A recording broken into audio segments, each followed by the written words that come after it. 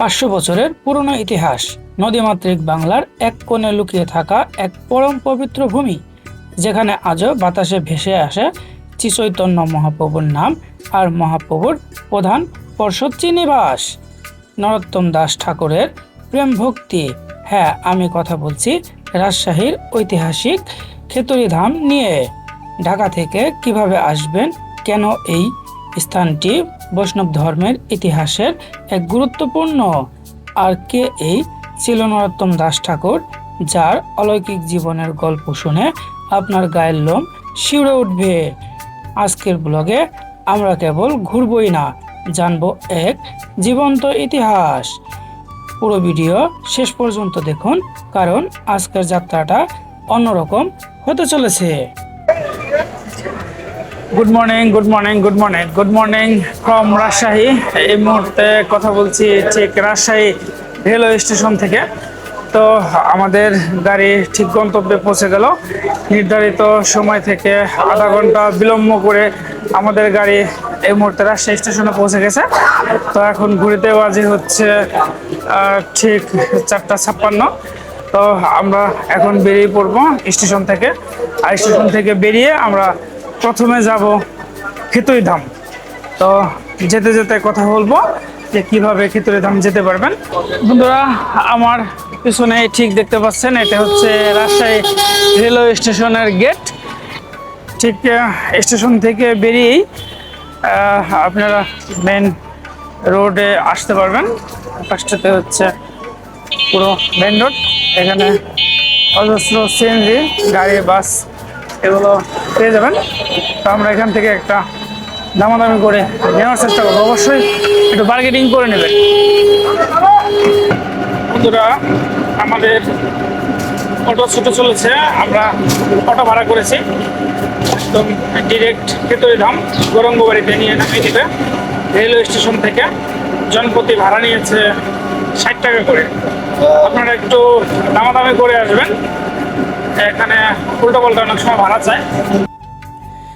যেতে যেতে আরও কিছু তথ্য আপনাদের জানিয়ে রাখি। আপনারা যদি বাসে আসতে চান, তাহলে ঢাকা গাবতলী বা কল্যাণপুর থেকে দেশ ট্রাভেল, শ্যামলী বা হানিফ এন্টারপ্রাইজ বাসে সরাসরি রাজশাহীতে চলে আসতে পারবেন। ভাড়া পড়বে নন এসি 500 থেকে 600 টাকা, এসি 1000 থেকে 1200 টাকা। আর যদি আমাদের মতো ট্রেনে আসতে চান, তাহলে ঢাকা কমলাপুর বা বিমানবন্দর স্টেশন থেকে সিল্ক সিটি অথবা পদ্মা এক্সপ্রেস অথবা ধূমকেতু এক্সপ্রেস বা বনলতা এক্সপ্রেসে করে রাজশাহী আসতে পারবেন। ভাড়া পড়বে 400 থেকে 500 টাকা, আর এসি ভাড়া পড়বে 1000 থেকে 1300 টাকার মধ্যে। প্রিয় বন্ধুরা, এই মুহূর্তে ঠিক যে জায়গাটাতে দাঁড়িয়ে আছি, এখানটাতেই নরোত্তম দাস ঠাকুর মহাশয় এই সেই পদ্মার যে কোল, এখানটাতেই স্নান করেছিলেন এবং তার ধ্যান এখান থেকেই শুরু হয়। এখান থেকেই সে সিদ্ধ লাভ করেন এবং তারপরেই ঠিক তার ওপরেই এই যে মন্দিরটা আছে, সেই মন্দিরে তিনি ধ্যান করতেন। তো আমরা এখন সেই মন্দিরে যাব, সেই মন্দির পরিক্রমা করব, তারপরে চলে যাব হচ্ছে নরোত্তম দাস ঠাকুরের যে আশ্রম, যেটা হচ্ছে আপনার খেতড়িধাম নামে পরিচিত বা গৌরবাড়ি, সেখানটাতে আমরা যাব। তো যেতে যেতে আরও একটু তথ্য আপনাদেরকে জানিয়ে দিই। আপনারা যারা এই তীর্থধামে আসবেন, তো সবার আগে এই প্রেমতলিতে নামবেন। প্রেমতলিতে এসে এই সেই পদ্মার কোল, আর ঠিক ওই পাশটাতে হচ্ছে পদ্মার গঙ্গা মিলিত হয়ে তার ওপারে হচ্ছে ভারতের মুর্শিদাবাদ। তো এখানটাতে এসে স্নান করে পবিত্র হয়ে দেন আপনারা এই মন্দিরে গিয়ে পুজো করে প্রার্থনা করে তারপরে এখান থেকে আপনারা সরাসরি চলে যাবেন হচ্ছে খেতড়িধামে। সেখানটাতে গিয়ে পরিক্রমা করতে পারবেন। তারপরে ওখান থেকে ইস্কন মন্দির আছে, সেটাও দেখতে পারবেন। তো চলুন যাওয়া যাক ভিতরে। আমাদের সবাই স্নান করেছি, এলো জয়দা। আর অবশ্যই মন্দিরে পবিত্রতা রক্ষা করবেন, জুতা বাইরে রেখে যাবেন। আর জয়দার পুরো সেন্স, জয়দা একটা স্টাইলিস্ট মানুষ, তাকে কিন্তু অনেক সুন্দর লাগছে, একদম 17-18 বছরের কচি যুবক। ঠিক আছে, চলুন যাওয়া যাক মন্দিরে।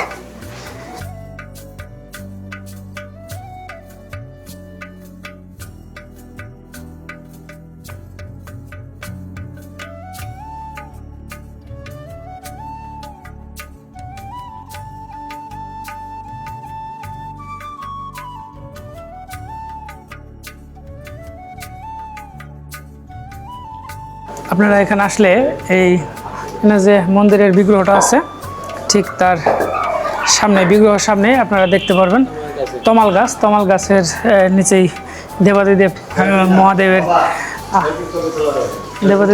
মহাদেব আছে। তো এই মহাদেবের বিগ্রহটি আপনারা দর্শন করতে পারবেন।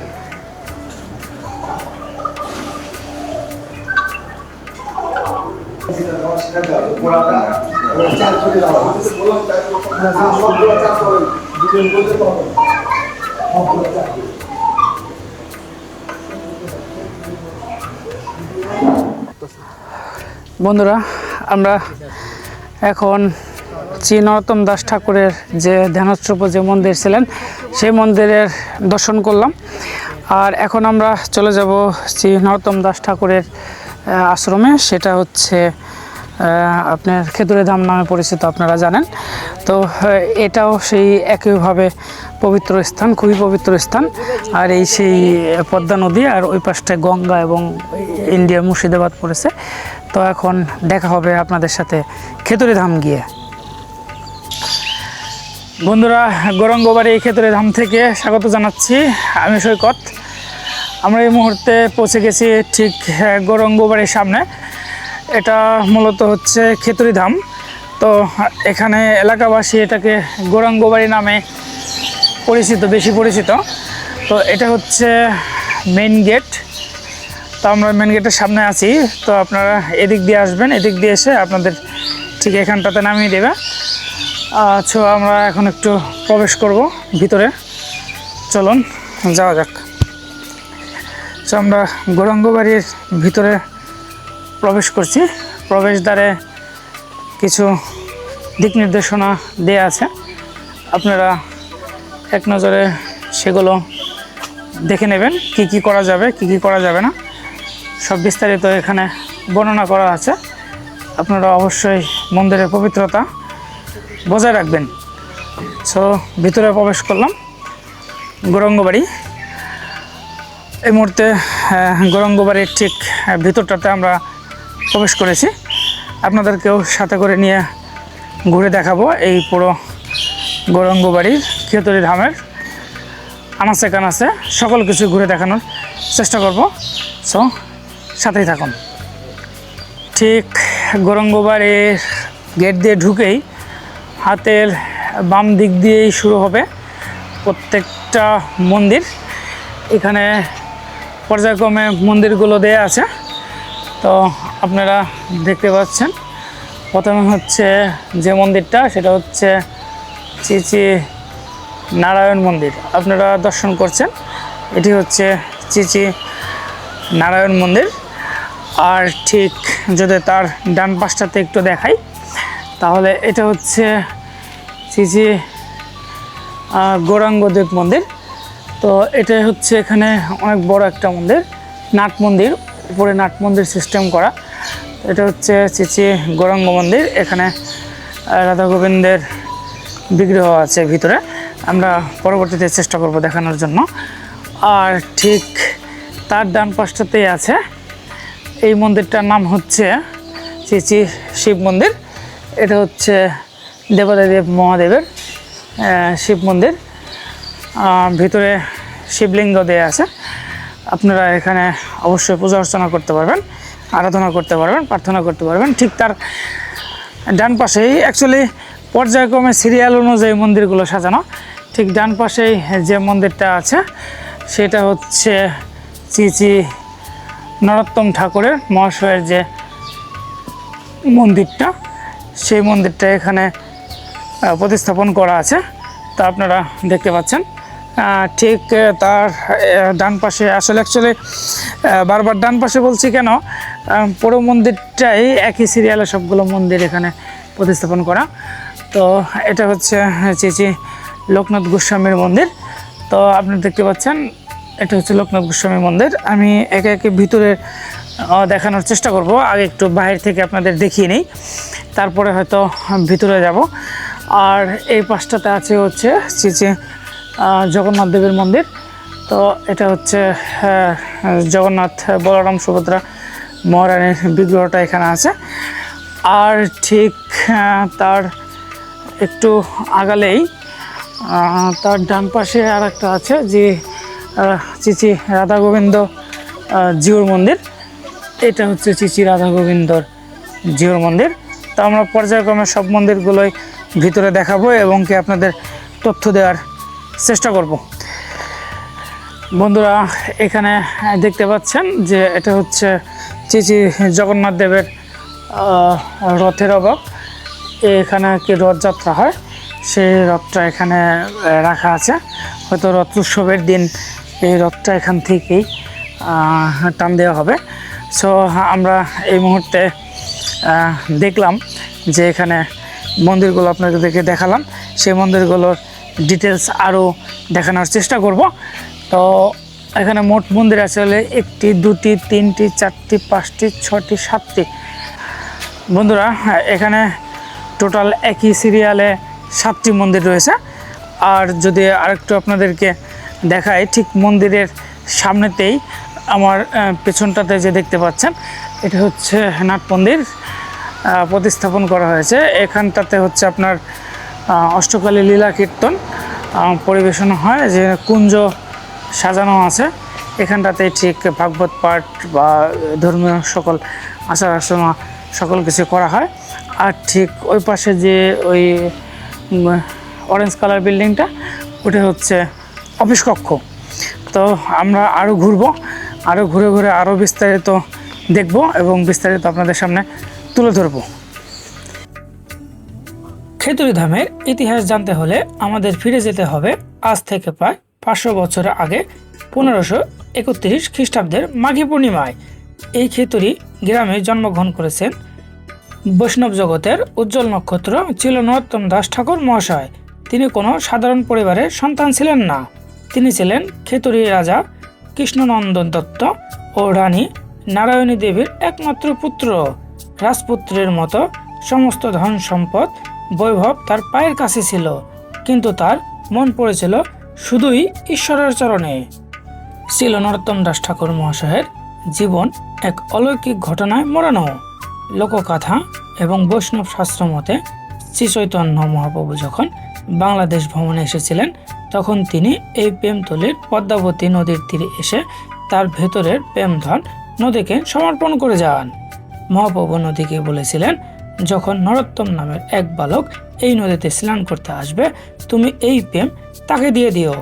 পরবর্তীতে মাত্র 12 বছর বয়সে ছিল নরোত্তম দাস ঠাকুর মহাশয় যখন এই পদ্মায় স্নান করতে নামেন, তখন অলৌকিকভাবে তার গায়ের রং পরিবর্তন হয়ে স্বর্ণালী হয়ে যায় এবং তিনি মহাপ্রভুর দিব্য প্রেমে মত্ত হয়ে যান।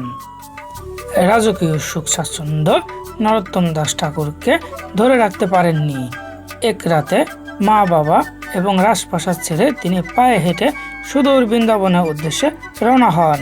সেখানে গিয়ে তিনি লোকনাথ গোস্বামীর শিষ্যত্ব গ্রহণ করেন। তিনি এতটাই বিনয়ী ছিলেন যে গুরু প্রথমে তাকে শিষ্য হিসেবে গ্রহণ করতে চাননি, কিন্তু নরোত্তম দাস ঠাকুর মহাশয় প্রতিদিন গোপনে গুরুর মলমূত্র ত্যাগের স্থান পরিষ্কার করতেন। এই গুরু ভক্তি দেখে লোকনাথ গোস্বামী তাকে দীক্ষা দিতে স্বীকৃতি জানান এবং পরবর্তী তিনি তাকে শিষ্য হিসেবে গ্রহণ করেন। বৃন্দাবন থেকে শিক্ষা শেষ করে নরোত্তম দাস ঠাকুর মহাশয় আবার তার জন্মভূমি খেতুরিতে ফিরে আসেন। আর এখানেই ঘটে বৈষ্ণব ইতিহাসের সবচেয়ে বড় ঘটনা।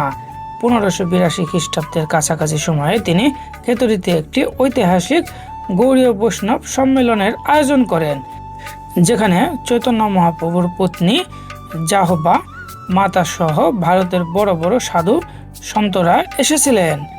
এটি ছিল ইতিহাসের প্রথম বড় বৈষ্ণব সম্মেলন। এখানে তিনি একসঙ্গে 6টি বিগ্রহ বা মূর্তি স্থাপন করেছিলেন। আজও প্রতি বছর কার্তিক মাসে শরৎ পূর্ণিমায় বা অক্টোবর নভেম্বর মাসে এখানে লাখ লাখ ভক্তের সমাগম ঘটে, যা খেতুরি মেলা বা নরোত্তম দাস ঠাকুরের তিরোভাব তিথি উৎসব নামে পরিচিত। এটি উপমহাদেশের অন্যতম বৃহত্তম সনাতন ধর্মীয় সমাবেশ।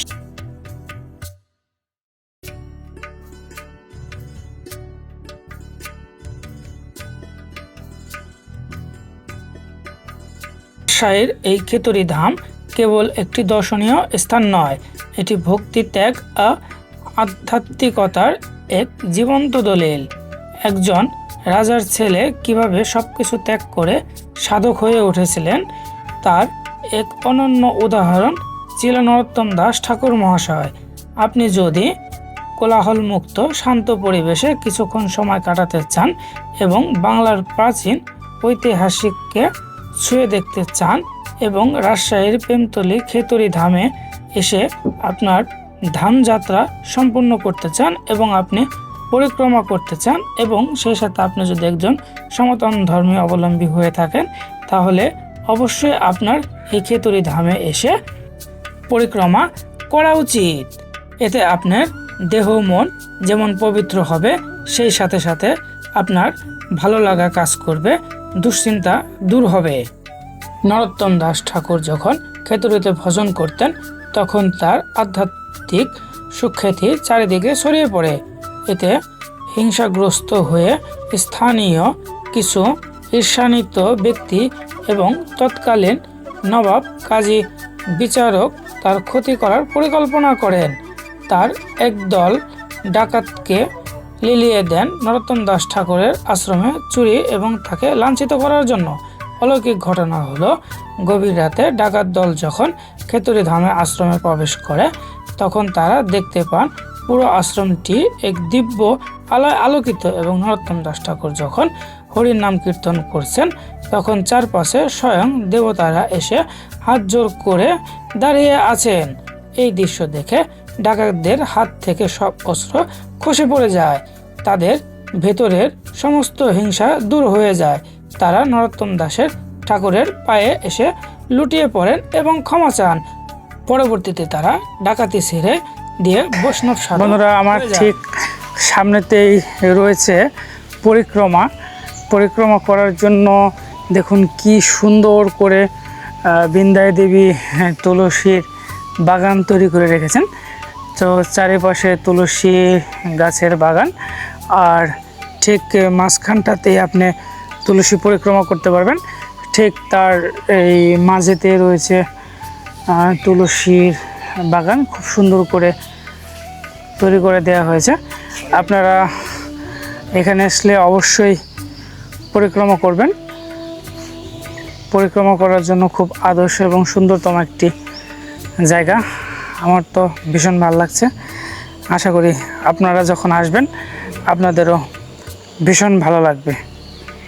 বন্ধুরা, সনাতন ধর্ম অবলম্বীদের বৈষ্ণব মতদর্শের যে 5টি ধাম আছে তার মধ্যে একটি হচ্ছে এই খেতুরি ধাম, যেটি অবস্থিত রাজশাহী জেলার গোদাগাড়ী উপজেলার ঠিক প্রেমতলী গৌরাঙ্গমারি নামে পরিচিত এখানে।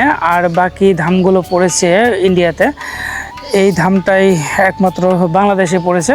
সো যারা তীর্থধাম করবেন তারা অবশ্যই এই ধামটা একবার হলেও আসবেন। পরিবেশটা খুবই শান্ত, নিরিবিলি, ভালো লাগবে, ভীষণ ভালো লাগবে। এরিয়াটা বেশ বড়। আমি মন্দিরগুলো আপনাদেরকে দেখানোর চেষ্টা করলাম। আর এই যে হচ্ছে লাস্ট বাউন্ডারি, আর এটাও নতুন একটা বিল্ডিং হচ্ছে। আর এখানে একটা গেট আছে, আর ওই পাশ দিয়ে আমরা আসলাম, ওই পাশে আর একটা গেট আছে। আর এই যে অরেঞ্জ কালার বিল্ডিংটা, এটা হচ্ছে অফিস রুম এবং আনুষঙ্গিক যত কাজ হয় এই অফিস রুমেই হয়। এখন আমরা হয়তো পিছন সাইডে নিয়ে যাব আপনাদেরকে, পিছনের দিকে দেখাবো যে মন্দিরের ওই পাশটাতে কি কি আছে সেগুলো আপনাদেরকে দেখাবো এবং তুলে ধরবো। চলুন যাওয়া যাক। এটা হচ্ছে ঠিক ভিতরে বা মন্দিরের ভিতরে আর একটা সাইড। এখানে একটা পুকুর আছে, কিন্তু পুকুরটা প্রচুর পরিমাণে নোংরা করে রাখছে। হয়তো আমাদের মতো যারা দর্শনার্থী বা তীর্থধাম করতে আসেন তারাই নিজ দায়িত্বে পুকুরটা নোংরা করে রাখছেন। আর এখানে মহিলাদের স্পেশালি টয়লেটের ব্যবস্থা আছে। সো আর এখানটাতে একটা গেট আছে, গেট দিয়ে বেরোতে পারবেন। আর এদিক দিয়ে হচ্ছে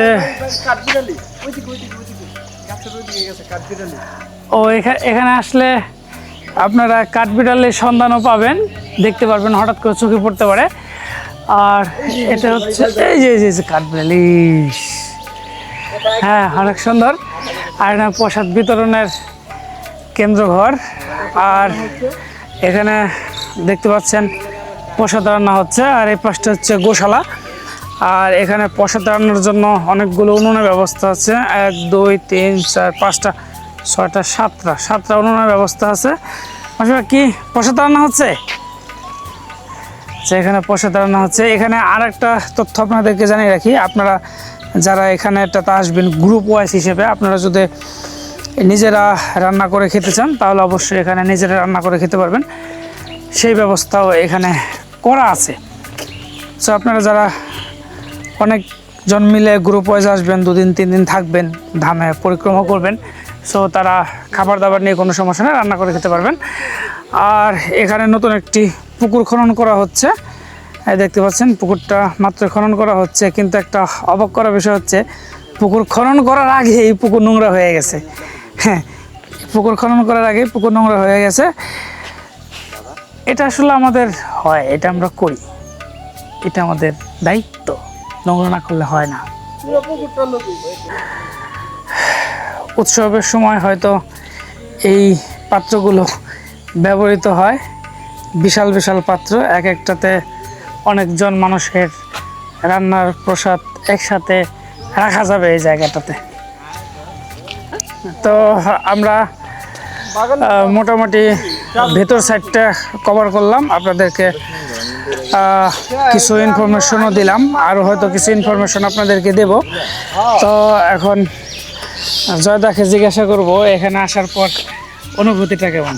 অনেক সুন্দর প্লেস, একদম প্রকৃতির কাছাকাছি আসতে চাইলে, যদি মন চায় যে প্রকৃতির কাছাকাছি আসবেন, তাহলে আপনার এই কি জিনিস বলে জায়গাটার নাম? এটা হচ্ছে খেতুরি ধাম। খেতুরি ধামে আসেন, গৌরাঙ্গ বাড়ি, খুবই ভালো লাগবে, একদম ন্যাচারাল পরিবেশ, মনটা শান্তি হয়ে যাবে, খুবই ভালো লাগছে আমার। আর একদম আরেকটা বিষয় আমি অ্যাড করি এর সাথে, সেটা হচ্ছে যে আপনি যদি সনাতন ধর্মাবলম্বী হয়ে থাকেন তাহলে আপনার ওই 5টা বড় ধামের মধ্যে একটা ধামও হয়ে যাবে সাথে, আর সাথে ঘুরতেও পারবেন। হ্যাঁ, রাইট।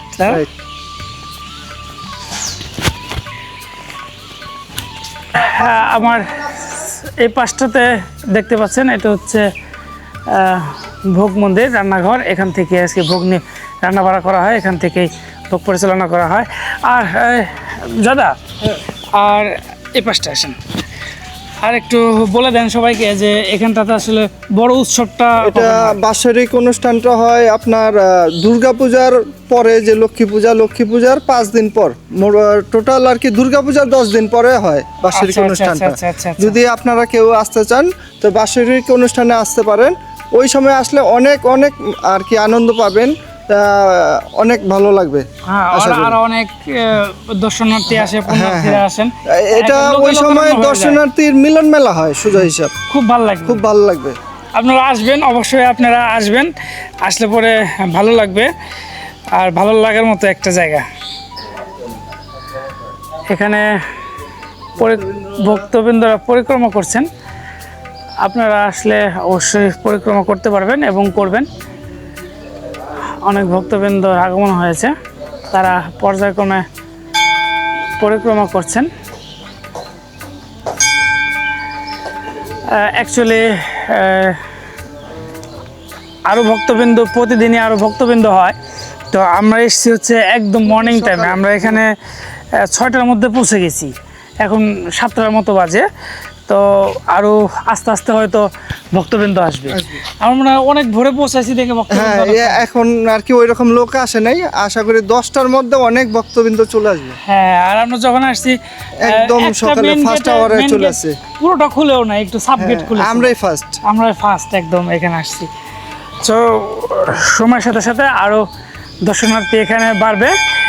তো যেটা হচ্ছে মূল কথা, আপনি যদি সনাতন ধর্মাবলম্বী হয়ে থাকেন তাহলে এটা হচ্ছে আপনার জন্য একটা তীর্থধাম, মাস্ট বেটাই এখানে আসবেন। সুযোগ থাকলে অবশ্যই ধামগুলো পরিক্রমা করবেন। আর বাকি ধামগুলো পড়েছে ভারতবর্ষে, যেহেতু ওখানে যাওয়াটা একটু প্রসেসিংয়ের ব্যাপার, সেটা যেতে পারলে তো খুবই ভালো। যেহেতু এটা দেশের মধ্যেই আছে, তা আমি হাইলি রিকমেন্ডেড করব এখানে আসবেন। আর আসার জন্য ব্যবস্থাটা খুবই সুন্দর, সুব্যবস্থা আছে, খুবই ইজিলি আপনারা এখানে আসতে পারবেন। আপনারা যারা ঢাকা বা দেশের যে কোনো জায়গা থেকে প্রান্ত থেকে আসবেন, কিভাবে আসবেন সেটা আমাদের জয়দা একটু বলে দেবেন। ঢাকা বা বাংলাদেশের যে কোনো প্রান্ত থেকে যদি আসতে চান, আপনার এটা আপনার ট্রেনে যদি আসতে চান ট্রেনে আসতে পারবেন, বাসে চাইলে বাসে আসতে পারেন। বাসে এসে স্টেশন নেমে সিটিতে নেমে রাজশাহী সিটিতে নেমে ওইখান থেকে আপনি যে কোনো আপনি অটো ভাড়া নিলেই খেতুরি দাম বললেই যে কেউ আপনার যে কোনো ড্রাইভার চিনে, যে কোনো ড্রাইভার চিনে এবং আসতে পারবেন। আসতে পারবেন, খুব সহজ। ভাড়া 60 থেকে 70 টাকা ভেরি করে, আপনি নেগোসিয়েশন করে আসবেন। হ্যাঁ হ্যাঁ, এটাই ভালো। আর যদি আপনি বাসে আসতে চান স্টেশন থেকে, তাহলে ওই আপনি আরেকটা ভাবে আসতে পারবেন, সেটা হচ্ছে চাঁপাইনবাবগঞ্জের যে বাসগুলো আছে সেই বাসগুলোতে যদি আসেন তাহলে আপনি প্রেমতলিতে নামতে হবে, ওখান থেকে আবার অটো নিতে হবে। সো খুব ইজিলি আসা, খুবই ইজি, আর সবাই চিনে এই ধামটা। আর এখানে খেতুরি ধাম নাম বললেও চিনে, আর সবচেয়ে বেশি চিনে হচ্ছে গৌরাঙ্গবাড়ি নাম বললে। আপনি মনে রাখবেন গৌরাঙ্গবাড়ি বলবেন, প্রেমতলি গৌরাঙ্গবাড়ি, তাহলে এটা আরও সবচেয়ে বেশি চিনে। রাইট দাদা? হ্যাঁ ঠিক। রাইট। আমি সৈকত আর এই হচ্ছে জয়দা, আমরা আজকে বিদায় নিচ্ছি খেতুরি ধাম থেকে। দেখা হবে নেক্সটে কোনো একটা ভিডিওতে অন্য কোথাও। ততদিন আমার ভিডিও দেখতে থাকুন। আর যদি ভিডিও ভালো লাগে লাইক কমেন্ট সাবস্ক্রাইব করে দেবেন। আশা করি সবাই ভালো থাকবেন। জি জি, ভালো থাকবেন। আর জয়দা যেটা বললো সেটা অবশ্যই করে দেবেন। আর ভালো থাকবেন, ভালো রাখবেন। ধন্যবাদ।